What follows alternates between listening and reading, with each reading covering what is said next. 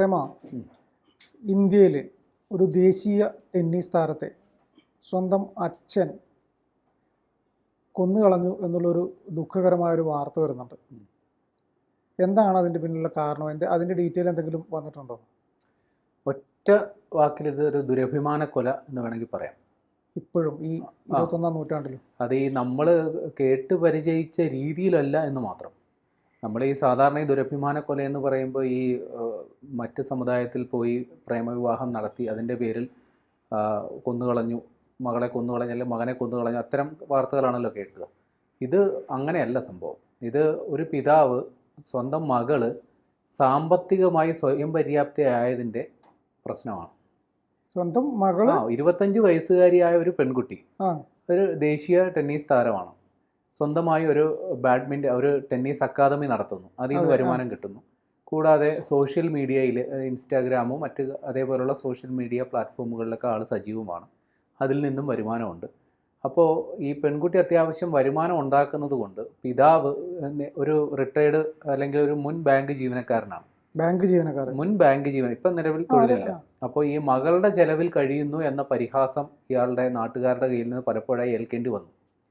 അപ്പോൾ അത് കാരണം ആ ഒരു അഭിമാനക്ഷതം കാരണം, അങ്ങനെ ഒരു ദുരഭിമാനം കാരണം പിതാവ് മകളെ വെടിവെച്ച് കൊന്നു. ഇപ്പോൾ വരുമാനം നിന്നില്ലേ? അല്ല, ഇപ്പം പുള്ളിയുടെ എല്ലാ പ്രശ്നങ്ങൾക്കും ഒരു പരിഹാരം സമാധാനമായില്ലേ? സംഭവം നടക്കുന്നത് ഹരിയാനയിലെ ഗുരുഗ്രാമിലാണ്. കഴിഞ്ഞ ദിവസം രാവിലെ 10:30 സംഭവം. ഈ പെൺകുട്ടിയുടെ പേര് രാധിക യാദവ്. 25 വയസ്സേ ഉള്ളൂ. 25 വയസ്സ് മാത്രമല്ല, അവർ ഇൻ്റർനാഷണൽ ടെന്നീസ് ഫെഡറേഷനിൽ ഡബിൾസ് ഇനത്തിൽ, വനിതാ ഡബിൾസ് ഇനത്തിൽ 113ാമത് റാങ്കുകാരി കൂടിയാണ്. ഇന്ത്യയുടെ അഭിമാനമാകേണ്ടിയിരുന്നു. അതെ. അത് ഒരു പക്ഷേ നമ്മുടെ ഈ സാനിയ മിർസയൊക്കെ പോലെ, സാനിയ മിർസയും ഏറ്റവും കൂടുതൽ മികവ് തെളിയിച്ചത് ഡബിൾസിലാണ്. അപ്പോൾ അതേപോലെ വളർന്നു വരേണ്ട ഒരു താരമായിരുന്നു. അതുമാത്രമല്ല, ഈ ഹരിയാനയിൽ നിന്ന് തന്നെ ഈ വുമൺസ് ഡബിൾസിൽ, വനിതകളുടെ ഡബിൾസിൽ ഓൾ ഇന്ത്യ ടെന്നീസ് അസോസിയേഷൻ്റെ റാങ്കിങ്ങിൽ ആദ്യ 100-ൽ വന്ന 4 പേരിൽ ഒരാളാണ്. ഹരിയാനക്കാരിൽ ആദ്യ 100 റാങ്കിങ്ങിൽ വന്ന 4 പേരിൽ ഒരാൾ കൂടിയാണ് ഇവർ, ഈ പറയുന്ന രാധിക യാദവ്.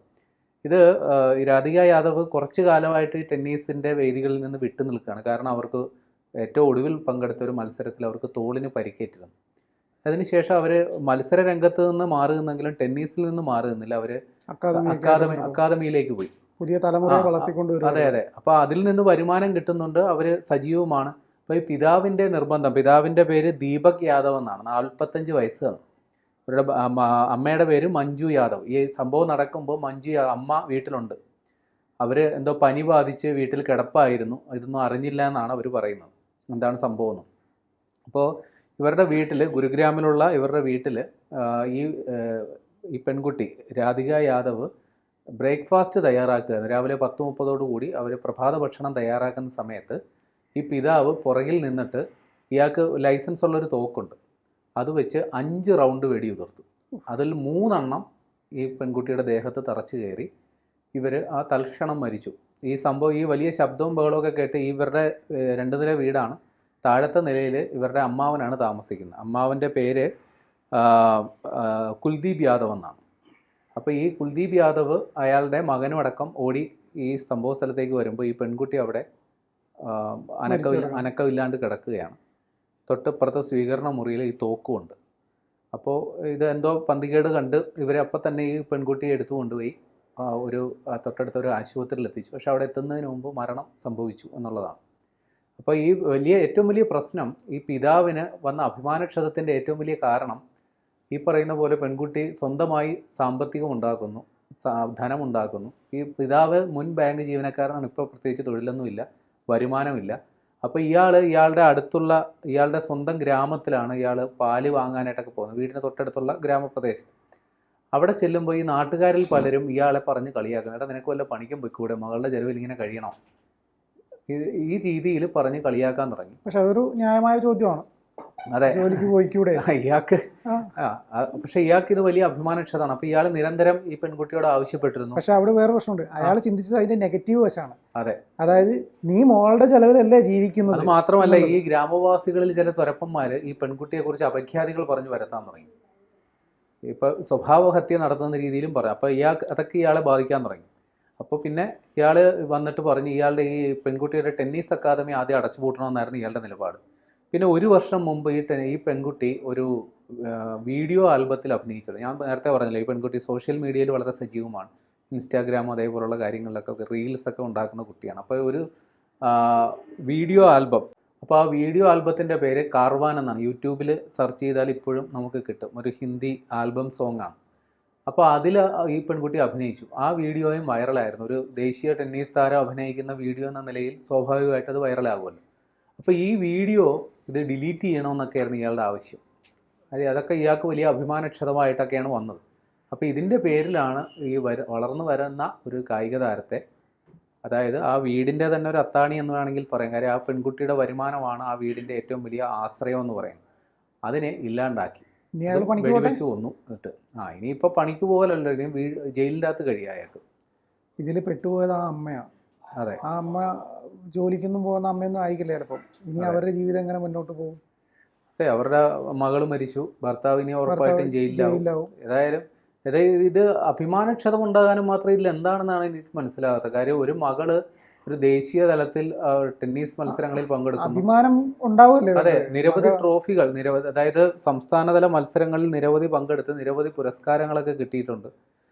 ഈ പറയുന്ന അന്താരാഷ്ട്ര റാങ്കിങ്ങിൽ ഏതാണ്ട് 10 റാങ്കിങ് പോയിൻ്റൊക്കെ കിട്ടിയിട്ടുള്ള ഒരു താരം കൂടിയാണ്. ഡബിൾസ് ഇനത്തിലാണ് കൂടുതൽ ശ്രദ്ധ കേന്ദ്രീകരിക്കുന്നത്. അപ്പോൾ കുറച്ചുകൂടി പരിശീലനവും, ഇപ്പം പരിക്കേറ്റത് കൊണ്ട് പുറത്തിരിക്കുന്നു, കുറച്ചുകൂടി നല്ല രീതിയിൽ പരിശീലനമോ മറ്റോ കിട്ടുകയാണെങ്കിൽ കുറഞ്ഞ പക്ഷം അവരുടെ സംസ്ഥാനത്തിന് വേണ്ടിയിട്ടെങ്കിലും മികച്ച നേട്ടങ്ങൾ, ദേശീയ തലത്തിലൊന്നും വേണ്ട, ഹരിയാനയ്ക്ക് വേണ്ടിയിട്ടെങ്കിലും മികച്ച നേട്ടങ്ങൾ കരസ്ഥമാക്കാൻ സാധ്യതയുള്ള ഒരു താരത്തെയാണ്. അല്ല, ഞാൻ ചിന്തിക്കുന്നത് ഈ അച്ഛൻ തന്നെ ആയിരിക്കില്ലേ മകളെ ടെന്നീസ് കളിക്കാൻ പറഞ്ഞു വിട്ടിട്ടുണ്ടാവുക, ടെന്നീസ് പഠിക്കാൻ പറഞ്ഞു വിട്ടിട്ടുണ്ടാവും. ഉറപ്പായിട്ടും. അതല്ല, ഇതില് പ്രശ്നം ഉണ്ടായത് ഈ ഗ്രാമവാസികൾ, ഇയാളുടെ നാട്ടുകാർ ചിലർ നല്ല പങ്ക് വഹിച്ചിട്ടുണ്ട്. ആയിക്കോട്ടെ, നാട്ടുകാർ പറയുമ്പോൾ പോലും ഈ ഒരു ബാങ്ക് ഉദ്യോഗസ്ഥൻ, അത്യാവശ്യം വിദ്യാഭ്യാസമൊക്കെ ഉണ്ടെന്ന് നമുക്ക് കരുതാം, ബാങ്ക് ഉദ്യോഗസ്ഥനായിട്ടുള്ള ഒരാള് സ്വന്തം മകള് നീ മകളുടെ ചെലവിലല്ലേ ജീവിക്കുന്ന ചോദിക്കുമ്പോൾ ഇതിൽ ഈ പിതാവ് ഈ നടത്തിയ കുറ്റസമ്മത മൊഴിയിലുള്ള കാര്യങ്ങളാണ് ഈ പറയുന്നത്.